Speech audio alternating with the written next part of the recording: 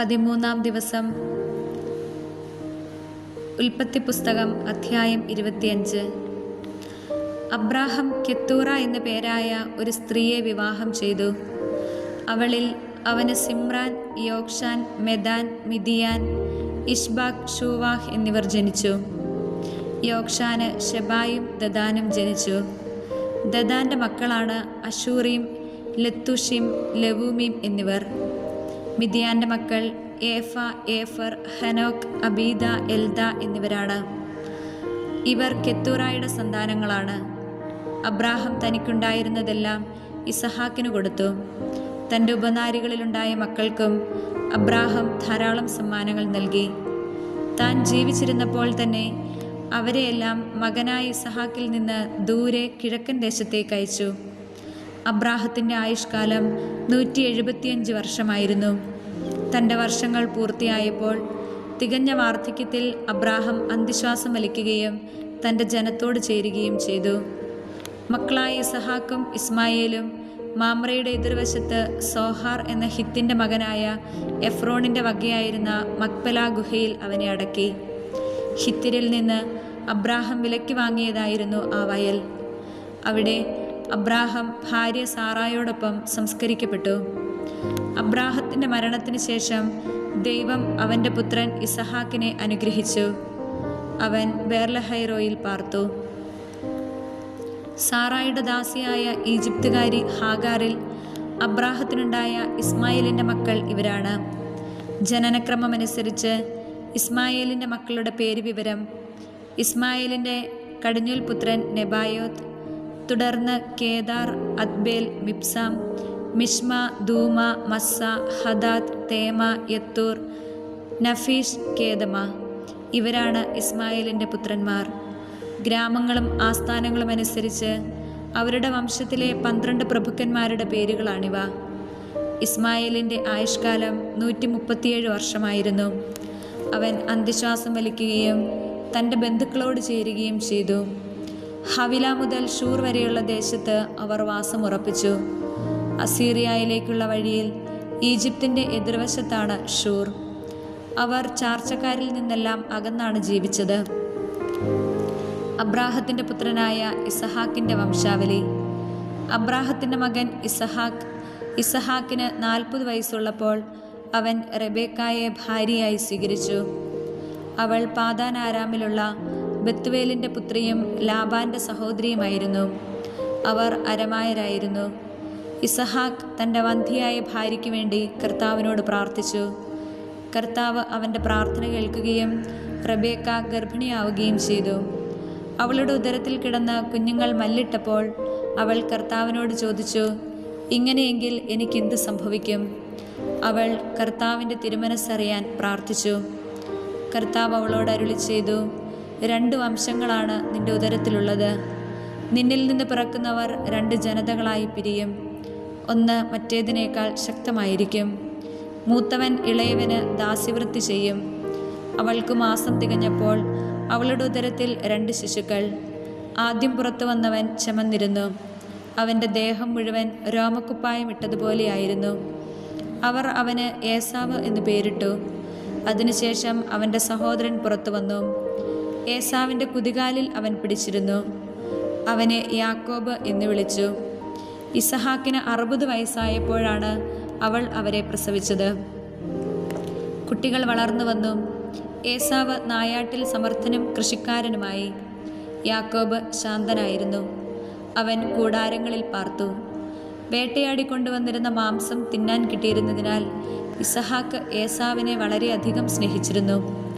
റെബേക്കായ്ക്ക് യാക്കോബിനോടായിരുന്നു കൂടുതൽ സ്നേഹം. ഒരിക്കൽ യാക്കോബ് പായസമുണ്ടാക്കിക്കൊണ്ടിരുന്നപ്പോൾ ഏസാവ് വിശന്ന് തളർന്ന് വയലിൽ നിന്ന് വന്നു. അവൻ യാക്കോബിനോട് പറഞ്ഞു, ആ ചെമന്ന പായസം കുറച്ച് എനിക്ക് തരിക, ഞാൻ വളരെ ക്ഷീണിച്ചിരിക്കുന്നു. അതിനാൽ അവന് ഏദോം എന്നു പേരുണ്ടായി. യാക്കോബ് പ്രതിവചിച്ചു, ആദ്യം നിന്റെ കടിഞ്ഞൂൽ അവകാശം എനിക്ക് വിട്ടുതരിക. ഏസാവ് പറഞ്ഞു, ഞാൻ വിശന്നു ചാകാറായി. കടിഞ്ഞൂൽ അവകാശം കൊണ്ട് എനിക്കിനി എന്ത് പ്രയോജനം? യാക്കോബ് പറഞ്ഞു, ആദ്യം എന്നോട് ശപഥം ചെയ്യുക. ഏസാവ് ശപഥം ചെയ്തു. അവൻ തൻ്റെ കടിഞ്ഞൂൽ അവകാശം യാക്കോബിന് വിട്ടുകൊടുത്തു. യാക്കോബ് അവന് അപ്പവും പയറുപായസവും കൊടുത്തു. തീറ്റയും കുടിയും കഴിഞ്ഞ് അവൻ എഴുന്നേറ്റ് പോയി. അങ്ങനെ ഏസാവ് തൻ്റെ കടിഞ്ഞൂൽ അവകാശം നിസ്സാരമായി കരുതി. അധ്യായം 26. അബ്രാഹത്തിൻ്റെ കാലത്തുണ്ടായിരുന്നതിനു പുറമെ മറ്റൊരു ക്ഷാമം കൂടി ആ നാട്ടിലുണ്ടായി. ഇസഹാക്ക് ഗെരാറിൽ ഫിലിസ്ത്യരുടെ രാജാവായ അബിമേലെക്കിൻ്റെ അടുത്തേക്ക് പോയി. കർത്താവ് പ്രത്യക്ഷപ്പെട്ട് അവനോട് പറഞ്ഞു, ഈജിപ്തിലേക്ക് പോകരുത്, ഞാൻ പറയുന്ന നാട്ടിൽ പാർക്കുക, ഈ നാട്ടിൽ തന്നെ കഴിഞ്ഞുകൂടുക. ഞാൻ നിന്റെ കൂടെ ഉണ്ടായിരിക്കും, നിന്നെ ഞാൻ അനുഗ്രഹിക്കുകയും ചെയ്യും. നിനക്കും നിന്റെ പിൻതലമുറക്കാർക്കും ഈ പ്രദേശമെല്ലാം ഞാൻ തരും. നിന്റെ പിതാവായ അബ്രാഹത്തോട് ചെയ്ത വാഗ്ദാനം ഞാൻ നിറവേറ്റും.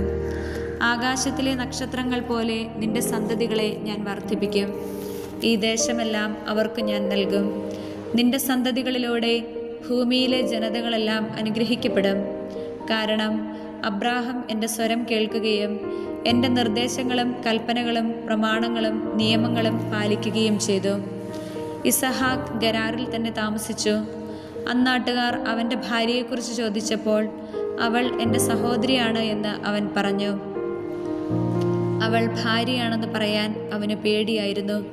കാരണം അവൾ അഴകുള്ളവളായിരുന്നതുകൊണ്ട് റെബേക്കായ്ക്ക് വേണ്ടി നാട്ടുകാർ തന്നെ കൊല്ലുമെന്ന് അവൻ വിചാരിച്ചു. അവൻ അവിടെ പാർപ്പു തുടങ്ങി. ഏറെ നാളുകൾക്ക് ശേഷം ഒരു ദിവസം ഫിലിസ്ത്യരുടെ രാജാവായ അബിമേലെക്ക് ജനാലയിലൂടെ നോക്കിയപ്പോൾ ഇസഹാക്ക് ഭാര്യ റെബേക്കായെ ആലിംഗനം ചെയ്യുന്നത് കണ്ടു. അബിമേലെക്ക് ഇസഹാക്കിനെ വിളിച്ചു ചോദിച്ചു, അവൾ നിന്റെ ഭാര്യയാണല്ലോ, പിന്നെ എന്താണ് സഹോദരിയാണെന്ന് പറഞ്ഞത്?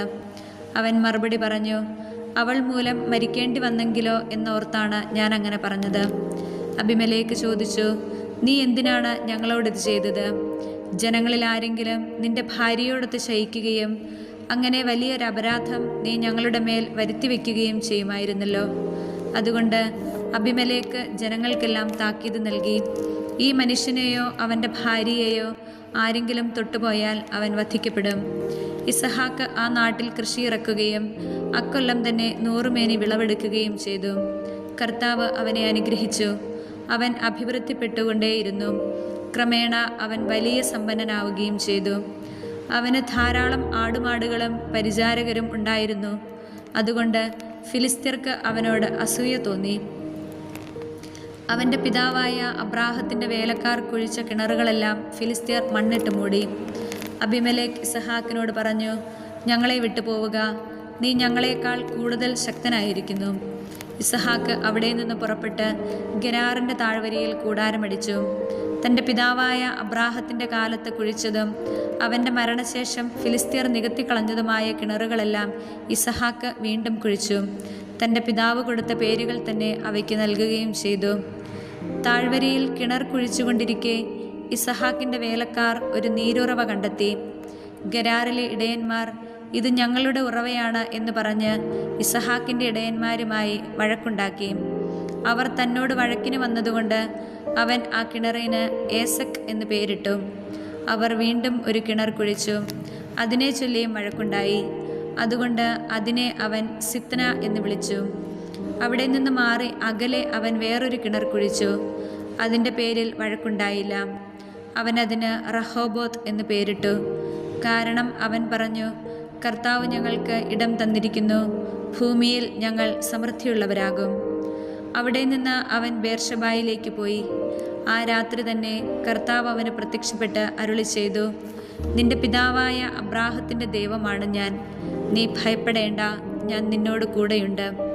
എൻ്റെ ദാസനായ അബ്രാഹത്തെ പ്രതി ഞാൻ നിന്നെ അനുഗ്രഹിക്കും, നിന്റെ സന്തതികളെ വർദ്ധിപ്പിക്കുകയും ചെയ്യും. അതിനാൽ അവൻ അവിടെ ഒരു ബലിപീഠം നിർമ്മിച്ചു, കർത്താവിൻ്റെ നാമം വിളിച്ചപേക്ഷിച്ചു. അവൻ അവിടെ കൂടാരമടിച്ചു. ഇസഹാക്കിൻ്റെ ഭൃത്യന്മാർ അവിടെ ഒരു കിണർ കുഴിച്ചു. ഗെരാറിൽ നിന്ന് അബിമേലെക്ക് തൻ്റെ ആലോചനക്കാരായ അഹൂസത്തും സേനാധിപനായ ഫിക്കോളും ഒരുമിച്ച് ഇസഹാക്കിനെ കാണാൻ ചെന്നു. അവൻ അവരോട് ചോദിച്ചു, എന്നെ വെറുക്കുകയും നിങ്ങളുടെ നാട്ടിൽ നിന്ന് പുറത്താക്കുകയും ചെയ്ത നിങ്ങൾ എന്തിന് എൻ്റെ അടുക്കിലേക്ക് വന്നു? അവർ പറഞ്ഞു, കർത്താവ് നിന്നോട് കൂടെയുണ്ടെന്ന് ഞങ്ങൾക്ക് വ്യക്തമായിരിക്കുന്നു. അതുകൊണ്ട് നാം തമ്മിൽ സത്യം ചെയ്ത് ഒരു ഉടമ്പടി ഉണ്ടാക്കുക നല്ലതെന്ന് ഞങ്ങൾക്ക് തോന്നി. ഞങ്ങൾ നിന്നെ ഉപദ്രവിക്കാതിരിക്കുകയും നിനക്ക് നന്മ മാത്രം ചെയ്യുകയും സമാധാനത്തിൽ നിന്നെ പറഞ്ഞയക്കുകയും ചെയ്തതുപോലെ നീയും ഞങ്ങളെ ഉപദ്രവിക്കാതിരിക്കണം. നീ ഇപ്പോൾ കർത്താവിനാൽ അനുഗ്രഹീതനാണ്. അവൻ അവർക്ക് വിരുന്നൊരുക്കി. അവർ തിന്നുകയും കുടിക്കുകയും ചെയ്തു. രാവിലെ അവർ എഴുന്നേറ്റ് അന്യോന്യം സത്യം ചെയ്തു. ഇസഹാക്ക് അവരെ യാത്രയാക്കി. അവർ സമാധാനത്തോടെ അവനെ വിട്ടുപോയി. അന്ന് തന്നെ ഇസഹാക്കിൻ്റെ വേലക്കാർ വന്ന് തങ്ങൾ കുഴിച്ചുകൊണ്ടിരിക്കുന്ന കിണറ്റിൽ വെള്ളം കണ്ടെന്ന് അവനെ അറിയിച്ചു. അവൻ അതിന് ശബ എന്ന് പേരിട്ടു. അതിനാൽ ഇന്നും ആ പട്ടണത്തിന് ബേർശബ എന്നാണ് പേര്. 40 വയസ്സായപ്പോൾ ഏസാവ് ഹിത്തിനായ ബേരിയുടെ പുത്രി യൂദിത്തിനെയും ഹിത്തിനായ ഏലോണിൻ്റെ പുത്രി ബാസ്മത്തിനെയും വിവാഹം ചെയ്തു. അവർ ഇസഹാക്കിൻ്റെയും റെബേക്കായുടെയും ജീവിതം ദുഃഖപൂർണമാക്കി.